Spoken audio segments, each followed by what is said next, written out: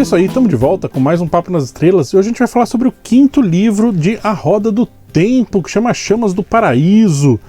E eu preciso colocar uma coisa logo de cara, assim, já para tirar o elefante branco da sala, assim, né? Aonde está o Perrin? O livro inteiro eu esperando, não, Perrin vai aparecer agora, Perrin vai aparecer agora. E ele simplesmente não aparece. Ele, bom, também no quarto livro, ele basicamente foi dele o livro, né? Então nesse livro ele foi descansar um pouquinho e ele deixou o trabalho todo ali com a Nynaeve, que a gente já vai falar nela, que é a minha segunda personagem. Bom, ela e o Perrin são meus dois personagens favoritos, assim, eu não tenho ainda um que eu goste mais do que o outro, eu gosto dos dois meio que por igual. Então, se o Perrin foi descansar, a Nynaeve tomou conta do livro para mim. Mas um outro detalhe, assim, antes da gente começar a falar sobre a história do livro em si, é que este livro é o primeiro que eu senti peso no livro, assim, eu senti que ele estava se arrastando um pouco para desenvolver a narrativa, e ele nem é dos maiores, assim, ele tem ali perto das suas 1000 páginas, agora não lembro quantas páginas ele tem, mas existem livros maiores, né, nessa série, e esse foi a primeira vez que eu senti que meio que parecia que estava enrolando um pouquinho, assim, né, que as coisas não aconteciam. Grande parte disso meio que responsabilidade de toda aquela cena da trupe itinerante ali, do circo e tal, né, que a gente vai falar sobre isso rapidinho, porque apesar de ocupar uma grande parte do livro, eu acho relativamente desinteressante essa área. Mas, dito isso, que livro legal, né? Apesar de eu ter sentido um certo peso ali pro livro andar, o livro é muito divertido. O Robert Jordan, ele sabe acabar livros, isso já estava estabelecido, os finais são sempre ótimos, então enquanto o livro tem essa gordura toda ali no miolo dele, né, para desenvolver a história, quando chegam nas últimas 150, 200 páginas, o livro cresce, assim, atinge um patamar muito maior, assim, do que o livro estava nos entregando até aquele ponto, o que mostra, né, o quanto que o Jordan sabe escrever finais legais, né, finais interessantes. E as grandes coisas que acontecem nesse livro, que eu acho que ficam marcadas realmente, acontecem nessas últimas 200 páginas aí. O resto existe muita exposição de coisas, exposição cultural, exposição dos povos, exposições das culturas, maneira como as pessoas se vestem, maneira como as pessoas falam, como que o pessoal se equilibra na corda bamba do circo. Tem tudo isso, é bacana, mas meio que foge um pouquinho daquele miolão ali da história que a gente quer realmente acompanhar, né? Ainda assim, o livro é muito bom. Talvez esse seja o livro, até agora, né? O livro que eu menos gostei da série, mas ainda assim é um excelente livro, o que diz muito a respeito da qualidade do autor, né? A qualidade de escritor mesmo do Robert Jordan. Bom, vamos lá, o que é o circo, né, que eu tô falando tanto, né? A Elayne e a Nynaeve, elas têm que se esconder ali em algum ponto da história ali do Galad, né? Então elas meio que se aliam ali a uma trupe itinerante circense, e elas passam grande parte do livro ali, enfiadas junto com esse pessoal. Então nós vamos vendo esse dia a dia, como que eles treinam para fazer as coisas, e como que é essa vida circense mesmo, né, de se preparar o show, preparar o evento em si, né. Tudo isso é bacana, mas assim, elas passam muito tempo dessa parte do livro, e mostra também, assim, toda essa cena do circo, né, para a parte da Nynaeve e da Elayne, serve também para nos mostrar quanto que elas não são mais crianças, né? Porque até esse ponto da história, né, até o começo desse livro, ou até o final do quarto, né, todos os protagonistas, né, meio que eles eram crianças, meio que eles eram adolescentes, assim, né? Eles eram inexperientes, eles não tinham passado por muitas coisas na vida, eles achavam que eles eram maiores do que tudo aquilo, que tudo que vinha na frente deles, né, vinha confrontá-los, eles conseguiriam resolver. E esse livro, ele serve para mostrar que não, olha aí meninada, peraí, a vida não é tão fácil quanto vocês estão imaginando. Então é um livro que mostra derrotas para eles também, né? É um livro que mostra eles falhando, eles perdendo, eles apanhando, né? O que é super legal, né? Porque enquanto eles tinham o peito estufado ali, né? Da inexperiência, né? O peito estufado da inexperiência, eles erram, eles falham, né? E isso é uma coisa super bacana nesse livro, que mostra eles errando, mostra eles falhando por arrogância mesmo da inexperiência. E aí eles têm que aprender e têm que lidar com isso, e têm que superar e têm que se desenvolver, né? Eles têm que se tornar pessoas maiores do que o que eles eram. E esse livro meio que serve como essa transição entre a criança e a adolescente para esse ser adulto, né? Uma coisa bem bacana que mostra nesse livro, super rapidinho, mas é interessante, são as redes de espiãs, né, das Aes Sedai. Então elas têm cada Aja, né, cada cor de Aja, né, a vermelha tem a delas, a azul tem a delas, a amarela tem a delas, elas têm uma rede de espiãs.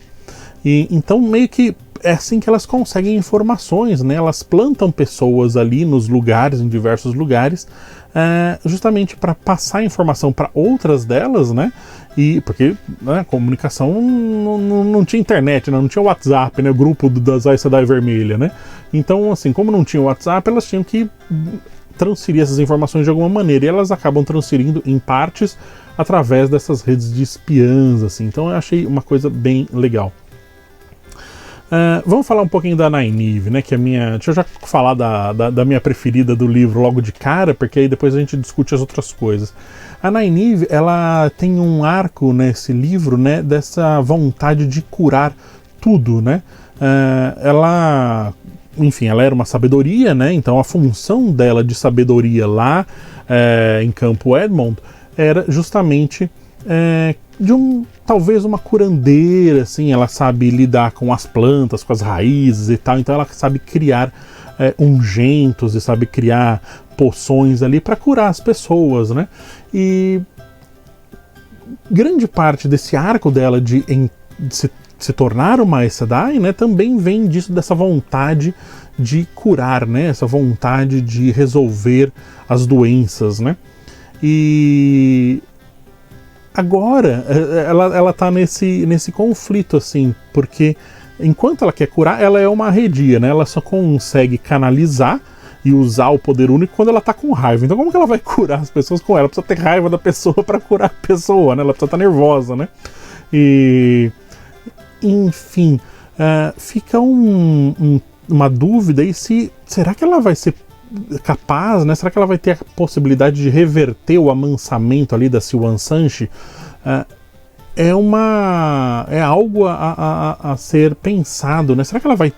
Até onde vai esse poder de cura que ela possa desenvolver? Porque ela é tida ali como uma das mais poderosas possíveis, porque ela nem a Aes Sedai é ainda, né? Quando ela se tornar uma Aes Sedai, ela será uma das mais poderosas, né? Pelo poder cru de canalização dela. Então, até onde vai esse poder dela, né? Enfim, tem uma frase que eu até anotei aqui, achei super legal, que ela fala que a raiva anterior sumira, mas ela sentia bons sinais de que logo teria uma nova safra. Então, assim, ela acabou de estar nervosa, ela falou, agora eu me acalmei, mas daqui a pouquinho vai ter mais, né? Então, representa muito a Nynaeve, né? Porque ela tá sempre nervosa com alguma coisa. E nessa de estar nervosa e nessa de ser inexperiente, né, de ser ainda, querendo ou não, apesar dela ser mais velha do que os outros, ela ainda é inexperiente pro mundo, né? O mundo lá fora de Campo Edmond, né, fora de Dois Rios, é muito diferente do que ela imaginava. Então lá ela era mandona, lá ela podia ditar as regras e tal, e isso gera uma certa arrogância na pessoa, né? E a Nynaeve é uma pessoa arrogante. E então ela vai achando que ela pode ir, como ela deu deu uma coça na Morgedin, né, no último livro, agora ela acha que ela tem esse poder de chegar lá e dar uma sova nela a hora que ela bem entender, né? E justamente esse é o erro dela, né? Porque ela vai tentar enfrentá-la e toma uma coça a ela, né? Ela toma uma quieta menino aí, né? E vai pro... E assim, ela quase morre. E ela, assim, e não só essa arrogância dela, essas ações dela quase fazem com que ela morra, como ela causa repercussões para outras pessoas, né? Que a gente já vai falar nisso, né? Quando a gente for falar do Tel'aran'rhiod, né? Enfim, é super bacana isso, né? Porque mostra o quanto que uma pessoa inexperiente, apesar de poderosa, pode causar mal para as pessoas e pode causar mal para os outros, né? Enfim, no final das contas, obviamente a Nynaeve consegue ali vencer a Morgedin, né, numa outra situação, numa outra cena, mas dessa vez não só através da raiva, mas também através da calma, né? Ela conseguiu parar e pensar e bolou um plano e falou, sim, eu consigo. Então ela usa ali um daqueles colares, né? E encolara a Morgedin, né? Então ela fica meio que dona ali da Morgedin. Ela consegue usar o poder da Morgedin a favor dela, né? E nesse momento mostra o quanto covarde a Morgedin era, porque agora ela tá controlada, né? Então ela fica assim, super temerosa pela própria vida, ela fica acovardada ali, ela se mostra muito frágil, né? Ela não mostra... ela não tem mais aquela face de enfrentamento que ela sempre tinha, de superioridade que ela sempre tinha. No momento que ela foi domada, ela perdeu completamente esse ar, né? Então ela fica muito, muito fragilizada ali. Isso eu achei uma coisa muito, muito bacana. A Elaine, ela tem um outro... Então, enquanto a Nynaeve tem essa vontade de curar tudo, né? Até onde que o poder dela vai, a Elaine, ela tem uma outra discussão nesse livro, que é justamente será que ela conseguirá criar ou não um objeto mágico, né? Um Angreal ou um Saangreal, né? Ou até um Terangreal, né? O Terangreal, ele é focado nas coisas, o Saangreal focado numa habilidade específica, o Saangreal, ele é para aumentar o poder de canalização de um canalizador, e o Saangreal é a mesma coisa que o Angreal, só que mais forte, né? Então, basicamente é isso. Então, ela vê esse colar, né? E ela começa a olhar para ele de uma maneira diferente e fala, eu acho que eu consigo recriar isso, né? E, obviamente, tem uma discussão ali entre ela e a Nynaeve, né? Falando que absurdo você querer recriar uma coisa dessa. Ela fala, não, o ponto não é que eu quero recriar isso, mas eu consigo recriar um objeto mágico, né? Eu consigo recriar qualquer coisa, né? Poderia criar algum, né? E todos os objetos mágicos que existem vêm da Era das Lendas, então ela começaria a criar uma nova safra ali de objetos mágicos, né? O que seria bem legal, assim.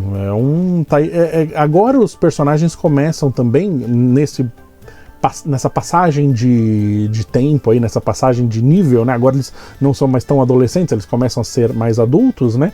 Eles começam a se diferenciar em suas habilidades, né? Antes meio que a Aes Sedai elas tinham todas meio as mesmas habilidades, agora elas começam a se focar mais, cada uma começa a fazer uma coisa diferente, né? E outra coisa da história da Elaine é que a mãe dela, a Morgase, a rainha Morgase, meio que está morta, né? Ela não está morta, o próprio livro já diz que ela não está morta, mas ela não está mais no trono e todo mundo acha que ela está morta, né?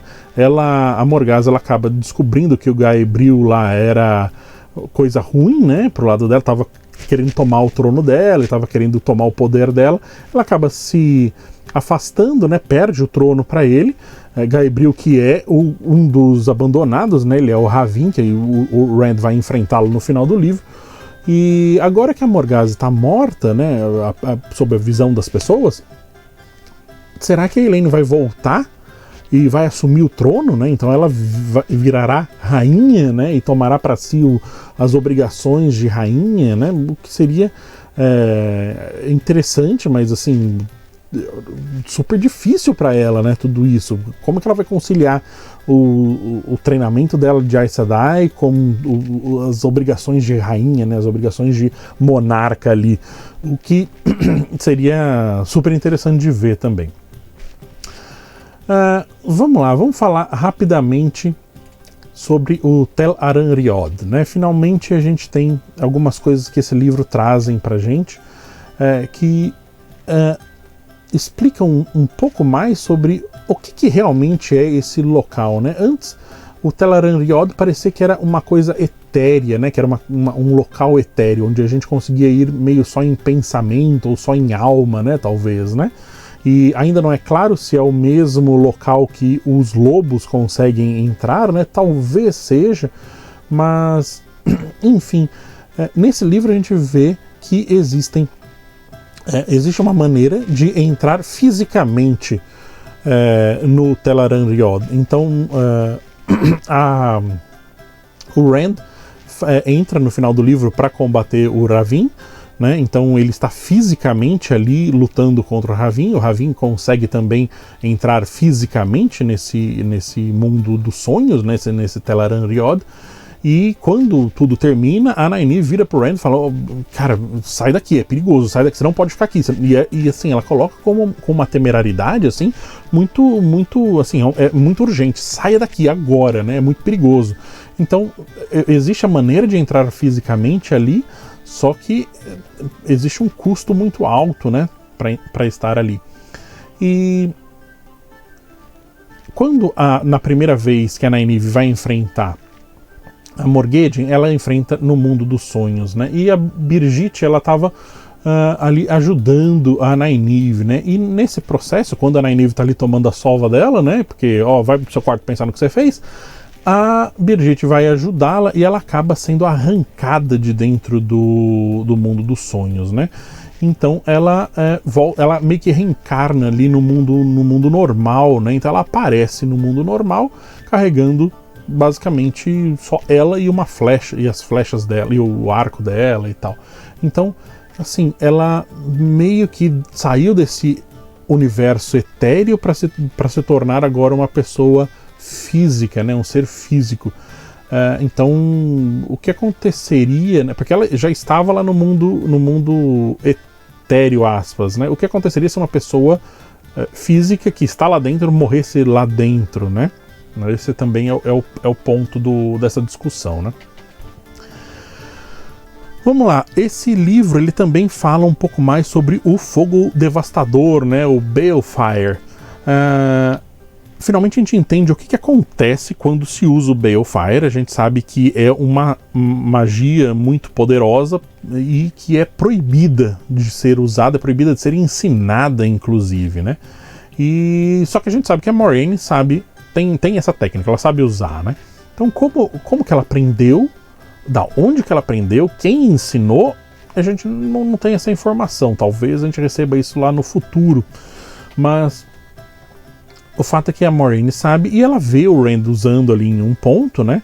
E ela chama o Rand de canto e fala: Rand, então, é o seguinte, você não pode usar essa magia, porque é super perigoso, porque quando você destrói uma coisa, destrói um ser com o fogo devastador, você retira ele da trama, né? Você tira a existência, ele é obliterado basicamente, então ele sai da trama da roda do tempo. Então todas as ações que esse ser fez podem ser apagadas retroativamente. Então ele morreu agora, de acordo com a força aplicada ali com a magia em cima desse ser, as ações que esse ser teve no passado vão sendo apagadas, e isso pode concatenar ali na destruição de um grande pedação da teia no passado, né? E pode ir alterando a história. O que, olha que negócio super poderoso e super perigoso, né? Se mal utilizado, né? Por isso, obviamente, é proibido, né? Não façam isso, porque você destrói o passado, né? E enfim, eu fiquei com uma pulguinha aqui atrás da orelha a respeito do fogo devastador, que será que lá no final, isso é uma hipótese, né? Eu não li os outros livros ainda, tô criando isso conforme tô lendo. Será que lá no final, na luta final, X1 final ali do livro, né? O Rand não vai usar o fogo devastador aliado com algum sangreal que ele tem ali pra canalizar o poder dele de uma maneira mais poderosa, mais forte, né? Pra alavancar esse poder dele, com uma força tão absurda que ele apague toda a história existente e meio que ele rebute o universo, meio que ele destrói tudo. E é assim que a roda sempre volta, né? A história sempre se repete, né? Ele apaga a história, toda a história existente, e começa tudo de novo, né? Eu fiquei pensando se não será esse a volta da roda, né? Ela gira, por isso que ela volta lá pro começo de novo, a história sempre vai se repetindo. Eu fiquei imaginando se não será essa maneira que a história vai fazer o reboot do mundo, né? A destruição, a nova quebra do mundo, né? Talvez seja algo relacionado a isso. Enfim, isso é só suposição. Provavelmente estarei errado, mas seria legal se fosse alguma coisa parecida com isso. Falamos na Moiraine, né? Vamos falar sobre ela. Moiraine morre, né? Então. Ai... Senti a morte dela.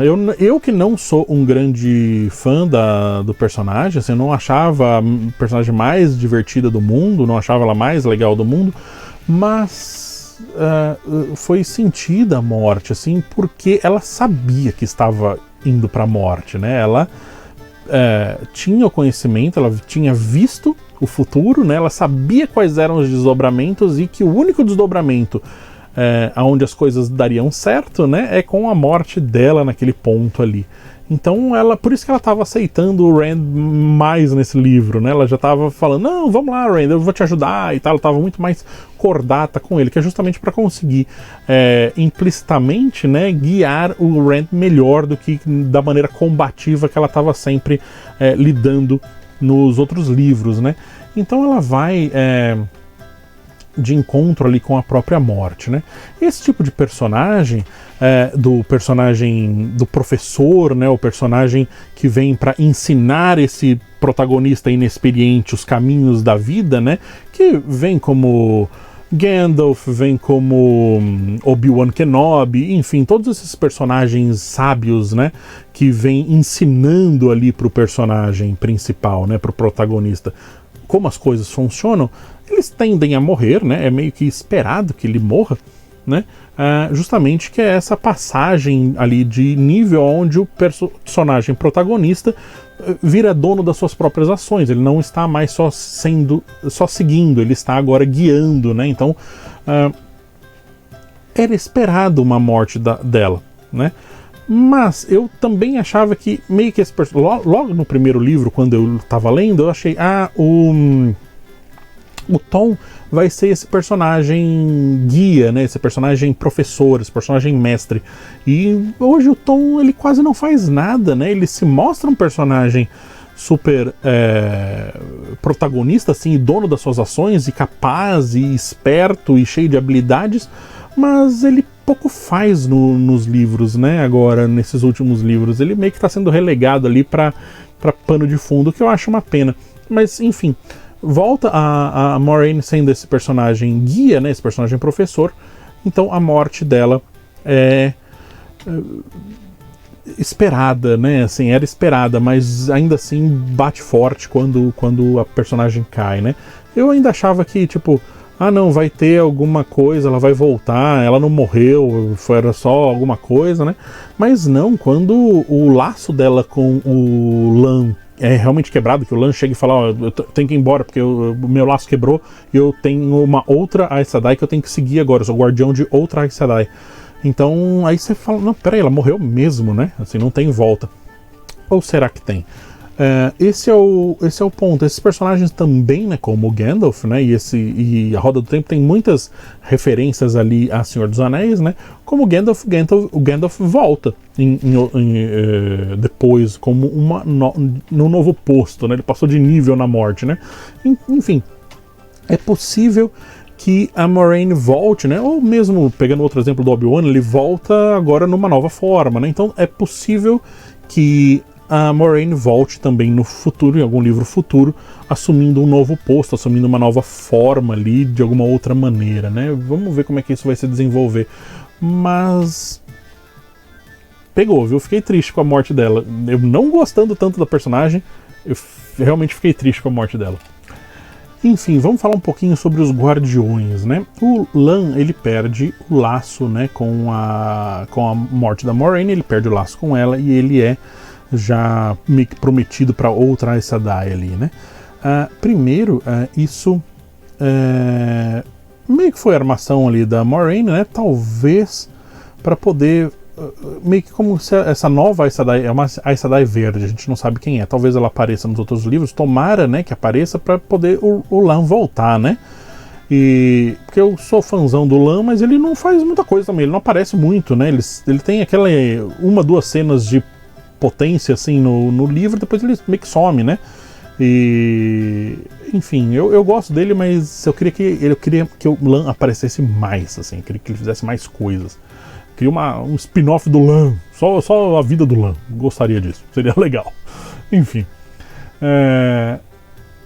ele vai para essa Aes Sedai verde, né?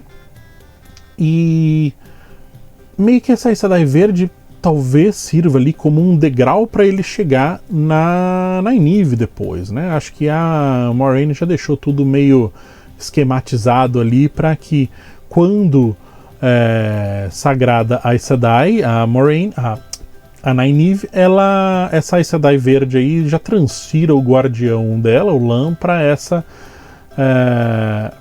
para Nynaeve, né? Talvez seja isso que vai acontecer. O que é esse laço, né, do guardião, né?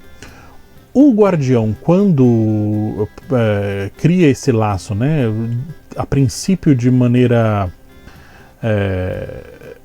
a princípio ele aceitando, né, ele querendo ter o laço, né, ele ganha poderes, né, ele não fica só prometido ali a cuidar da Aes Sedai, ele ganha poderes, né, poderes como ele se regenera mais rápido, ele sempre sabe onde a Aes Sedai está, justamente para poder protegê-la e tal, e a Aes Sedai sempre sabe onde ele está também. Então, diversos pequenos poderizinhos assim fazem com que o guardião fique muito mais poderoso. Então dá para entender por que alguém gostaria de ser guardião, né? O que as Aes Sedai ganham com esse laço não é muito claro, né? Além dela saber onde está o guardião o tempo inteiro, mas até aí é um benefício será que meu guardião está muito longe para poder me proteger, né? Mas assim, ainda é um benefício direto para ela, né? Mas eu não sei quais outros benefícios poderiam existir ali nesse laço, né? Talvez exista mais coisa por trás disso que sejam desenvolvidos mais pra frente, né? Até porque agora uma das personagens protagonistas, que é a Elaine, tem um guardião, mesmo não sendo uma Aes Sedai. Quando a Birgitte foi chutada ali do Tel'aran'rhiod, ela ficou muito doente, ficou muito fraca ali, ela estava quase morrendo. Então a única maneira que a Elaine encontrou ali de salvar a vida dela foi justamente criando um laço de guardião com ela. Então a Birgitte vira a guardiã ali da Elaine. Com isso, ela ganhou essa regeneração, esse poder de recuperação ali muito aflorado, muito forte, né? E ela consegue se recuperar e fica viva, né? Só que agora existe esse laço aí de guardião com uma não Aes Sedai. Então é uma coisa que vai ser divertido ver aí no futuro, em livros futuros. Mas, e talvez a partir desse ponto de vista da Elaine, nós aprendamos aí quais são esses outros benefícios que as Aes Sedai recebem ao criar o laço com um guardião ou não. Bom, finalmente chegamos ao Mat, né, que agora eu começo a entender, né, por que o Mat é tão famoso aí no fandom, né, por que as pessoas, a base de fãs gosta tanto do Mat, né, que era um personagem que pra mim ele meio que não fazia muita diferença, ele obviamente tinha cenas interessantes, cenas engraçadas, mas ele não era um personagem tão de peso pra mim. E nesse livro ele começa aí a ganhar mais corpo, né. Primeiro que ele começa a bater muito forte na tecla de querer seguir seu próprio caminho, querer seguir sua própria vida. Ele sempre fez isso, sempre quis abandonar, mas ele não fazia muita força também, né? Nesse livro ele fez força, tipo, eu quero distância de tudo isso aqui não me interessa, eu não quero participar de tudo isso, né? Só que nessa, meio que como herói trágico, né, nessa de querer seguir o próprio caminho, ele acaba seguindo o caminho que ele estava seguindo anteriormente, né? Ele meio que está destinado ali a seguir o caminho ao lado do Rand. E ele se mostra, né, um exímio estrategista militar, né? Ele sabe como os exércitos se movimentam, ele sabe como projetar ali os desdobramentos das batalhas, ele sabe como movimentar o seu exército para surpreender melhor o inimigo, o exército inimigo. Então ele se mostrou assim um estrategista de primeira categoria, né? O que é super bacana, né? Agora, de novo, como cada um sempre tem uma habilidade específica, né? A habilidade dele é de gerenciar exércitos, né? Criar estratégias militares, o que é super bacana, assim. E mais uma vez, ele tem uma ação, tem uma cena dele no livro que era esperada que fosse feita pelo Rand, e ele ele que toma a ação, ele que toma a atitude, né? Na primeira foi o ato de tocar a trombeta de Valéry, né? Lá atrás, né? No segundo livro, a Grande Caçada, simplesmente ele toma a trombeta para si e toca ali a trombeta e invoca o exército, né? Do Arthur Asa de Águia. Asa de Águia não, Asa de Gavião, E, enfim, Asa de Águia é a banda. E, enfim, ele toma para si então essa responsabilidade, né? Ele toma essa ação de protagonista, né? De tipo, essa ação final aí, né? Que eu achava que ia acontecer lá no último livro, né? Aconteceu já no segundo, né? Enfim, ele toma para si essa ação. E nesse livro ele mais uma vez toma para si uma ação que eu esperava que fosse do Rand, que é justamente a luta ali contra o Couledin, né? O Couledin que era aquele Aiel que desafia ali o Rand, né? E fala que o Rand é uma farsa, que ele também tinha as marcas do dragão, porque ele tem essas tatuagens, né, de dragão no braço, né? E então a gente esperava um confronto ali mano a mano ali do Rand com o Couledin, né? E não, quem vai lá e mata o Couledin é o Mat. Ele vai lá e deixa que eu resolvo, sai de lado que eu resolvo, né? Meio que isso acontece fora da tela, né? Meio que acontece em off, né? A gente não vê a cena, a gente só vê a repercussão da cena, a gente vê depois que já aconteceu. O que é um pouco triste aí, porque seria legal ver a luta, né? Ver o Mat no mano a mano ali, seria, porque o Jordan escreve super bem cenas de luta assim também, né? Seria super interessante. Então meio que eu gostaria de ter visto, né? Mas não acontece. Enfim, é uma pena. Mas então mais uma vez o Mat se prova ali, né? Como Tavarém que é, né? Ele se mostra também protagonista, também. Olha, o livro não é só do Rand, né? Eu sou tão protagonista quanto, né? E se coloca ali no local de tomar decisões, né? E moldar a tessitura ali, a trama do tempo, como ele bem entende, né? Como ele acha que as coisas têm que acontecer. Enfim, isso eu acho super, super, super bacana. E por fim, vamos falar do Rand, né? O Rand, ele tem alguns conflitos bem interessantes aí, né? Como todos os outros personagens, ele também está nessa transição aí do adolescente para o adulto, né? O jovem adulto, né? Então tomando ali suas grandes decisões e lidando com as repercussões dela, né? Isso vem justamente com uma filosofia ali do Rand de não mato mulheres em hipótese alguma, né? Mesmo sendo uma abandonada, mesmo sendo uma pessoa má, mesmo me trazendo problemas, não matarei uma mulher. E justamente nesse posicionamento muito fixo ali de não matar mulheres, ele acaba matando outra mulher, que é a Moiraine, né? Porque a Moiraine tem que enfrentar ali o problema no lugar do Rand, e é aí que ela morre, né? Enfim, isso é uma coisa para colocar ali para o Rand pensar e ele lidar com o problema, né? É isso que esse livro tá fazendo específico, né? Como as ações desses personagens têm repercussões para outras pessoas e para eles mesmos, né? Então, enfim, eu achei super esperto isso, né? Que através de um posicionamento que a princípio parece super certo e super correto, né? Como que às vezes a nossa visão sobre certo e errado pode ficar nebulosa, né? Se ele tivesse enfrentado ali a Lanfear logo de cara, ele teria evitado a morte da Moiraine. Enfim, né? É um ponto. Vamos lá, Rand vai...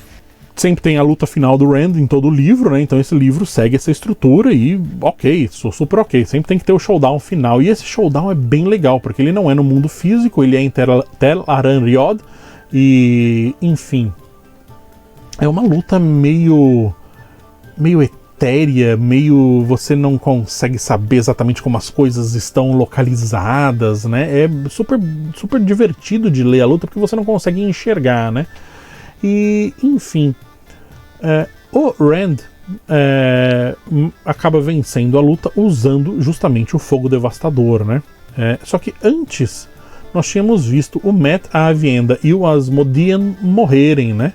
Então, quando o Rand mata o Rahvin, ele retroativamente ressuscita esses 3 personagens. Os 3 voltam a viver porque o Rahvin foi obliterado, ele não existia para matar os outros, né? Então ele consegue ali revivê-los. Então o Mat reviveu, era a profecia, ele teria que reviver. Então aquela primeira ressuscitação dele ali, que a gente não sabia se era realmente uma ressuscitação, não, ressurreição, né? Vamos falar certo.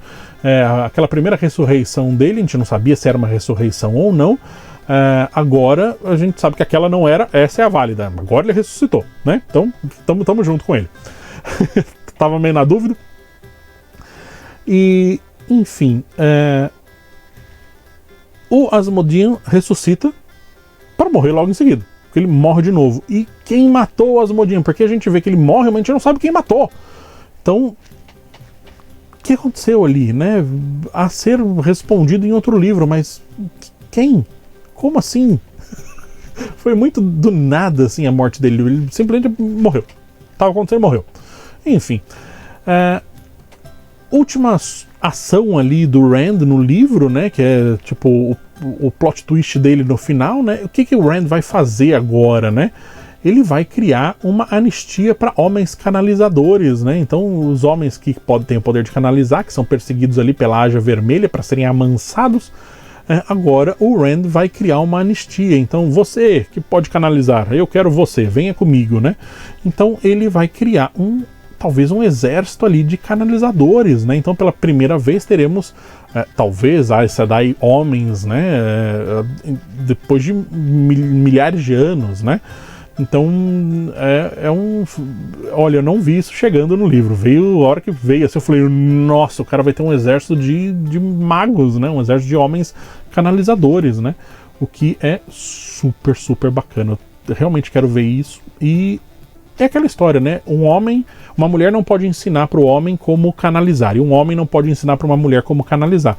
Então o Rand tá ali aprendendo as coisas na peleja ali, né? Ele tá aprendendo como usar a magia meio que sem instrutor. Apesar que o Asmodean tava do lado dele ali, o Asmodean vamos lembrar que ele era o mais fraquinho dos abandonados, né? Então ele não tinha... Primeiro, ele não tinha muito poder, muito controle ali na mão dele, e segundo, ele tinha meio má vontade, né? Então, assim, as coisas que o Rand aprende meio que é no acerto e erro. Ele vai tentando e vai fazendo.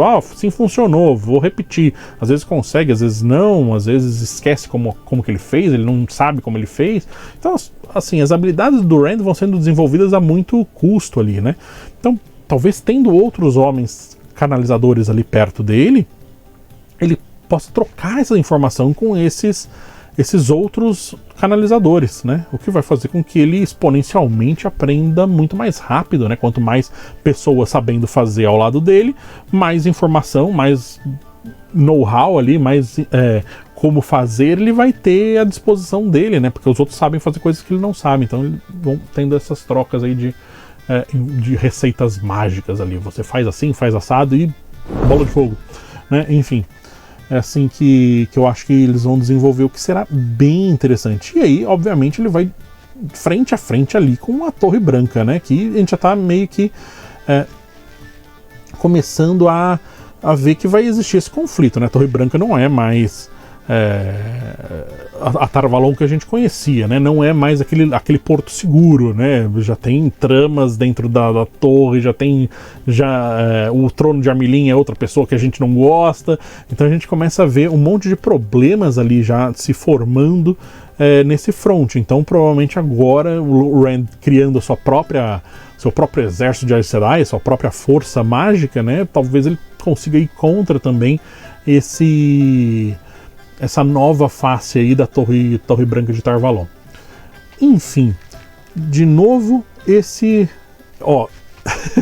eu falei que esse é o livro que eu menos gostei até agora, e mesmo assim é um livro muito, muito bom. Eu tô empolgadíssimo pelo próximo livro. E, enfim, vou lá ler, né? Fazer o quê? Tem que ler o próximo. Desse eu demorei um pouquinho pra ler, até por causa desse arrastar aí, desse peso que eu senti no meio do livro. Eu acabei ficando uns dias sem ler e tal, demorei um pouquinho mais para ler, mas ainda assim, muito bom esse livro, muito divertido e, enfim, vale muito a pena ler essa saga toda. Enfim, tô me divertindo a beça. Esse é o ponto. Então é isso. Obrigado por me aturar por mais um episódio e nos vemos no futuro.